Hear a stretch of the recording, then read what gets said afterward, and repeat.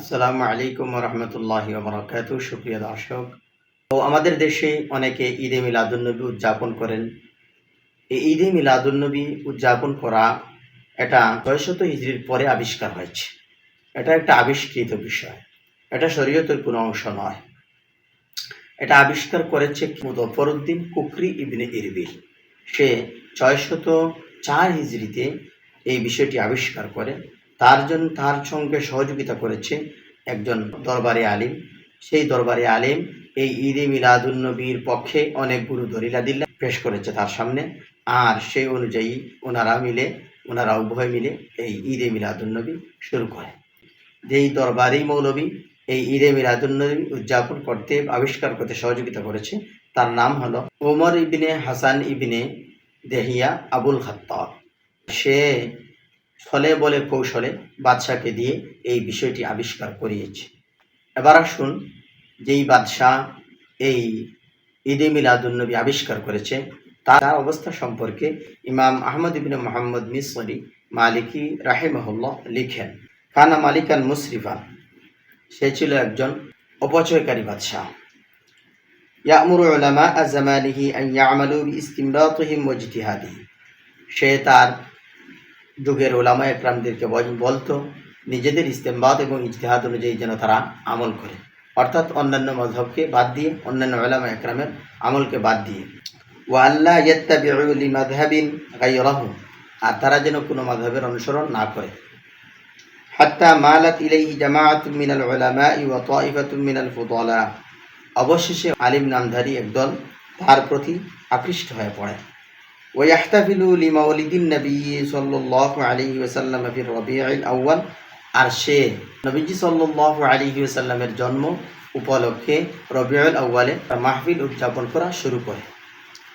ওয়া হুয়া আউয়ালু মান আহদাথা মিনাল মুলুকি হাযাল আমাল, বাদশাদের মধ্য থেকে যারা এই বিষয়টি আবিষ্কার করেছে সেই হলো প্রথম, অর্থাৎ তারই আবিষ্কৃত এই পথটি। তাহলে আমরা বুঝতে পারলাম একজন অপচয়কারী বাদশাহ এই ঈদে মিলাদুন্নবী বিষয়টি প্রচলন ঘটিয়েছে, আবিষ্কার করেছে। শরীয়ত দেন আল্লাহ তাআলা, আর শরীয়তের প্রচলন ঘটান নবীজি, প্রচার প্রসার শুরু করেন নবীজি। আর ঈদে মিলাদুন্নবী এমন একটি শরীয়ত যেটা আবিষ্কার করেছে একজন অপচয়কারী বাদশাহ। তো এই বাদশাহ এই ঈদে মিলাদুন্নবী উপলক্ষে অনেক টাকা পয়সা খরচ করত। এই সম্পর্কে আল্লামা যাহাবী রাহিমাহুল্লাহ উনার কিতাবের মধ্যে উনি উল্লেখ করেন, কানা ইউনফিকু কুল্লা সানাতিন আলা মাউলিদিন নবী সাল্লাল্লাহু আলাইহি ওয়াসাল্লাম নাহওয়া 300,000। সে নবীজি সাল্লাল্লাহু আলাইহি ওয়াসাল্লামের মিলাদুন্নবী উদযাপন উপলক্ষে প্রতি বছর প্রায় 3 লক্ষ দিনার বা দিরহাম পর্যন্ত খরচ করত। 3 লক্ষ দিনার বা দিরহামে অনেকগুলো টাকা হয়ে যায়। যে বিষয়টি উদ্ধৃত হয়েছে দুয়ালুল ইসলাম কিতাবের 3য় খণ্ড 103 নম্বর পৃষ্ঠায়। যেহেতু সে একজন অপচয়কারী, সেহেতু সে রাসূল সাল্লাল্লাহু আলাইহি ওয়াসাল্লামের মহব্বতের নামে অনেকগুলো টাকা অপচয় করত। মূলত শরীয়তের মানদণ্ডের ভিতরে থেকে যদি, শরীয়তের আদেশের ভিতরে থেকে যদি সে 3 লক্ষ না 3 কোটি টাকা খরচ করত, তাহলে তো এটা ভালো কাজ ছিল। কিন্তু সে শরীয়তের যেমন একটি বিষয়, যে বিষয়টি শরীয়ত নয়, সে শরীয়ত বলে প্রচলন ঘটানোর জন্য সে অনেকগুলো টাকা সেখানে খরচ করত। এগুলোও সে তার অপচয়ের মধ্যে পড়ে। এবার আসুন, যে দরবারি মৌলবী রাজার সঙ্গে থেকে এই মিলাদুন্নবী উদযাপন করার বিষয়টি প্রচলন ঘটিয়েছে, আবিষ্কার করেছে, তার অবস্থা কেমন? আল্লামা ইবনু হাজার আসকালানী রাহমাতুল্লাহি আলাইহি সেই সম্পর্কে বলেন,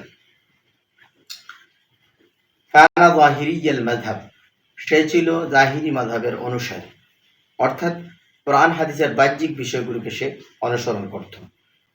মূলত জাহিরি মাযহাবের অনুসারীদের উলামা একরামের কাছে ওদের কোনো গ্রহণযোগ্যতা নেই।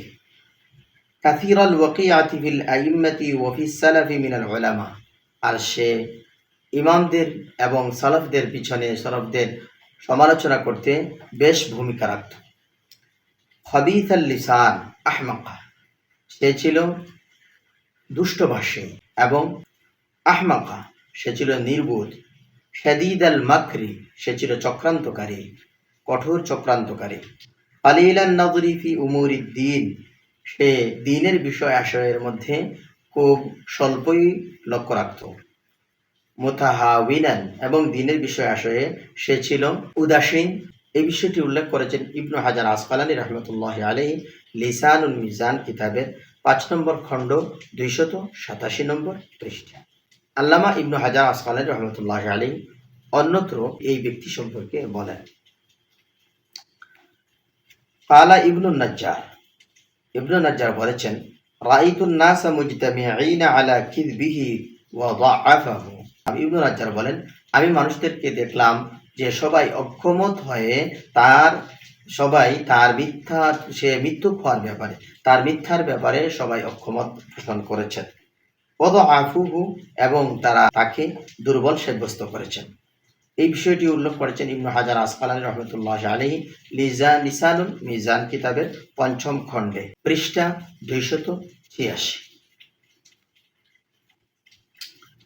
এবার আমরা লক্ষ্য করি, প্রথমত হলো ঈদে মিলাদুন্নবী উদযাপনের যে বিষয়টি, এই বিষয়টি নবীজির যুগে, সাহাবা একরামের যুগে, তাবেঈনদের যুগে, তবে তাবেঈনদের যুগে, আইম্মা মুজতাহিদিনদের যুগে ছিল না, খলিফাতুল মুসলিমিনদের যুগে ছিল না। এই বিষয়টি আবিষ্কার হয়েছে 604 হিজরিতে। আবার আবিষ্কার করেছে একজন অপচয়কারী বাদশাহ, আর তার সঙ্গে ছিল একজন মৌলবী, যে মৌলবী ছিল দরবারি মৌলবী, যেই মৌলবী ওলামা একরামের সমালোচনা করত, ওলামা একরামদেরকে খারাপ ভাবত, মন্দ বলত, এবং সে যে মিথ্যুক সেই কথার উপর সবাই একমত। এবং ওলামা একরাম তাকে, সে যে দুর্বল, সেই দুর্বলতার যেই দুর্বলতার বিষয়ে সবাই মতামত দিয়েছেন। এবার আসুন, যে বাদশাহ এবং একজন দুর্বল ব্যক্তি, মিথ্যুক ব্যক্তি যে বিষয়টি আবিষ্কার করে, সেই বিষয়টিকে আমরা নিয়ে যদি নাড়াচাড়া করি, হেলানেলা করি, তাহলে তো আমরা পাগল ছাড়া আর কি হবে। এজন্য শরীয়তের মধ্যে যে জিনিসটা নাই, শরীয়তের মধ্যে ঈদ মিলাদুন্নবীর উদযাপন নেই, শরীয়তের মধ্যে যে র্যালি নেই, সেই বিষয়টি নিয়ে কেন আমরা লাফালাফি করি? এবং যারা এই বিষয়গুলো উদযাপন করে না, যারা এই র্যালিতে অংশগ্রহণ করে না, তাদেরকে কেন আমরা গালি দিই? তাহলে বোঝা গেল যেটি শরীয়ত নয়, সেটার ব্যাপারে আমরা সতর্ক থাকতে হবে, এবং আমরা কোনো মানুষকে সেই ব্যাপারে গালিও দিতে পারি না। আসুন আমরা সম্মিলিতভাবে বেদাতকে পরিহার করি এবং বেদাত থেকে বেঁচে থাকি।